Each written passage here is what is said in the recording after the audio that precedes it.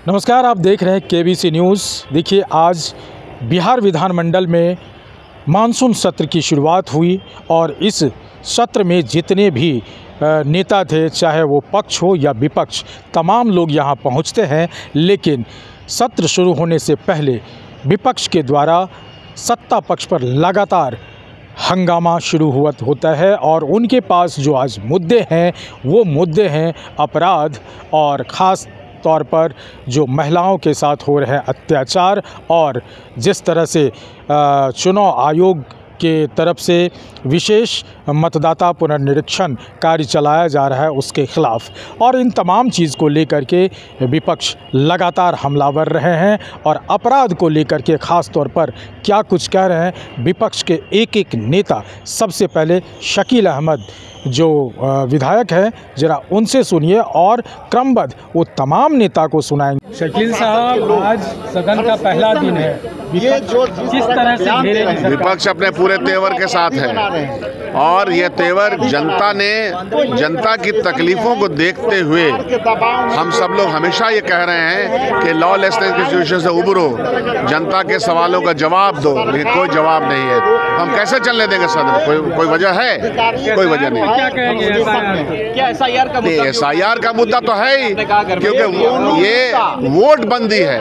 नोटबंदी के तहत इन्होंने आर्थिक व्यवस्था कमजोर किया और वोट बंदी के बुनियाद पर वोटों की चोरी कैसे बर्दाश्त किया जाएगा? करने के लिए सरकार हम सब देखिए, ये चुप रहने वाला समय है नहीं। और जिस तरह से सरकार का वक्तव्य आ रहा है वो वक्तव्य भी हैरान करने वाले हैं। पुलिस प्रशासन का जो वक्तव्य आ रहा है वो भी हैरान करने वाले हैं।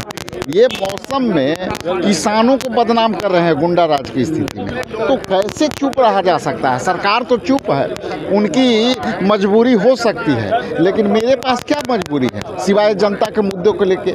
आपने वोटबंदी करके रखा है और वोटबंदी जो है वो किसी के हक छीने जा रहे हैं। गुंडा राज जिस तरह से आप हॉस्पिटल में सुरक्षित नहीं है, तो ये बताइए आप कहाँ सुरक्षित रहेंगे? इसलिए हम लोग का जो विधि व्यवस्था का जो चीज़ है उसमें हम लोग आने वाला समय में।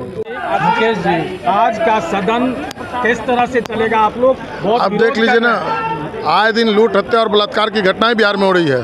मुख्यमंत्री जी अचेत अवस्था में हैं, वो नींद से सोए हुए हैं। कुंभकर्णी नींद से हम लोग जगाने का काम करेंगे माननीय मुख्यमंत्री जी को। आए दिन लूट, हत्या और बलात्कार की घटनाएं घट रही है। आप देख लीजिए, वैशाली में संजना भारती का बलात्कार हुआ, क्या कार्रवाई हुआ? 1 महीना से ऊपर तक उसके साथ लगातार रेप की घटनाएं की जा रही थी। लेकिन जो सरकार में बैठे हुए आला अधिकारी हैं, जो पदाधिकारी हैं, उनका जो ट्रांसफर पोस्टिंग जब बोली लगा करके किया जाएगा तो लॉ एंड ऑर्डर बिगड़ेगा ही। सरकार के लोग तो कह रहे हैं कि पहले सुयोजित होता था, अभी जो है आपसी रंजिश। अरे अभी आपसी रंजिश में हो रहा है हत्या। कहीं ना कहीं लगता है कि जो सरकार में बैठे हुए लोग हैं वो लाचार हैं, बीमार हैं, उन लोग थक चुके हैं, बीमार हो चुके हैं। उसी का नतीजा है कि लॉ एंड ऑर्डर बिगड़ चुका है। बिहार में तानाशाह की सरकार है, बिहार में गुंडों की सरकार है, बिहार में भ्रष्टाचारियों की सरकार है।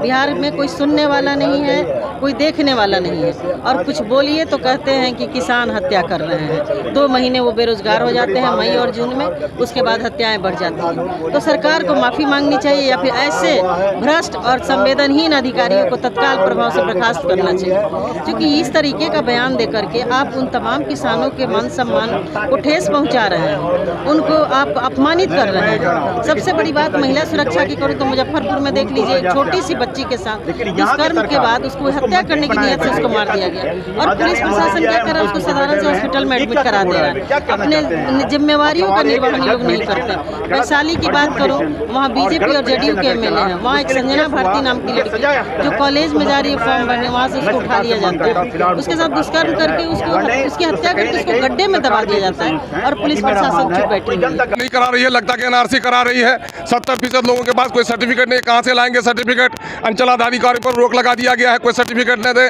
जिन लोगों के पास बोर्ड के सर्टिफिकेट नहीं है, जन्म प्रमाण पत्र नहीं है, वो बेचारे गरीब क्या करेंगे? ये तोगलकी फरमान है, ये तानाशाही है सरकार की। तो आपने सुना, विपक्ष के तमाम नेताओं की बस एक ही आवाज़ है कि जिस तरह से एनडीए यानी मोदी ने नोटबंदी की थी, उस तरह से वोटबंदी कर रही है।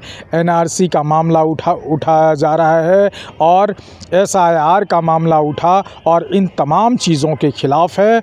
और शकील अहमद ने जैसा बताया कि पुरजोर तरीके से हम लोग विरोध कर रहे हैं और इन तमाम विरोधों पर सत्ता पक्ष ने जो अपनी सफाई दी है, ज़रा पहले सत्ता पक्ष के राजस्व मंत्री को भी सुनिए कि संजय सरावगी क्या कह रहे हैं, उसके बाद और सत्ता पक्ष के नेता क्या कुछ कह रहे हैं, पहले उनको भी सुन सकते। जीत गए चुनाव तो ईवीएम ठीक है, हार गए ईवीएम खराब है, गैर कानूनी गड़बड़ करते हैं तो ईडी रेड करेगी।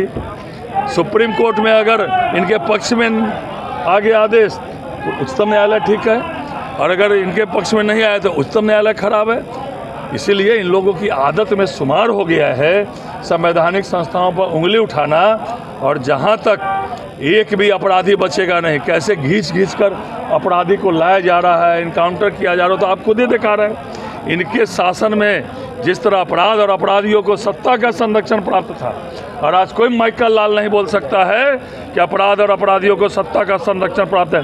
किसी भी गुफा में बिल में भी होगा अपराधी तो उसको घींच कर सरकार लाती है और उसको सजा भी दिलवाती है। विपक्ष लगातार आप लोग पर हमलावर दिख रहे हैं, सत्र चलने। देखिए, विपक्ष का काम है कि वो विरोध करना, लेकिन नियम कानून के तहत, कार्य संचालन नियमावली के तहत वो जो भी प्रश्न रखेंगे सरकार समुचित जवाब देगी। लेकिन विपक्ष का कहना है कि कानून व्यवस्था जो बिहार की खराब है, जो लगातार हत्याएं हो रही हैं, पर वो सवाल उठ रही है। कहीं कानून व्यवस्था खराब नहीं है, राम राज्य है। अब कोई गाड़ी में राइफल निकाल के नहीं घूमता है, अब कहीं काला शीशा लगा के नहीं घूमता है, अपहरण नहीं हो रहा है, नरसंहार नहीं हो रहा है, छिटपुट घटना होती है। Half encounter, full encounter Bihar में भी शुरू है। हत्या जितनी हो रही है उसको आप नहीं मानते? छिटपुट घटना होती है, आपसी रंजिश में होती है, ये सब चलता रहता है। बचौल जी ऑलरेडी विधायक सवर्णों पर जहर उगल रहे हैं, फिर माफ़ी भी मांग ली, माफ़ी भी मांग ली। तो आपने सुना जिस तरह से बिहार विधानसभा कक्ष के बाहर चल रहा था, विधानमंडल के कक्ष के बाहर आज पहला मानसून सत्र का दौर था और इसमें तमाम नेता पहुंचे थे और सत्ता पक्ष को घेरते हुए कटघरे में खड़ा करते हुए हंगामेदार शुरुआत हुई। हालांकि ये जो सत्र है वो स्थगित हो चुका है, लेकिन आज विपक्ष लगातार अपने कमर को मजबूती के साथ रखे डटे रहे और साथ ही जो मुद्दे हैं उन ज्वलंत मुद्दे को सामने रखते हुए सत्ता पक्ष को लगभग नाक में दम करते नजर आए। अमलेश आनंद, केबीसी न्यूज़, पटना।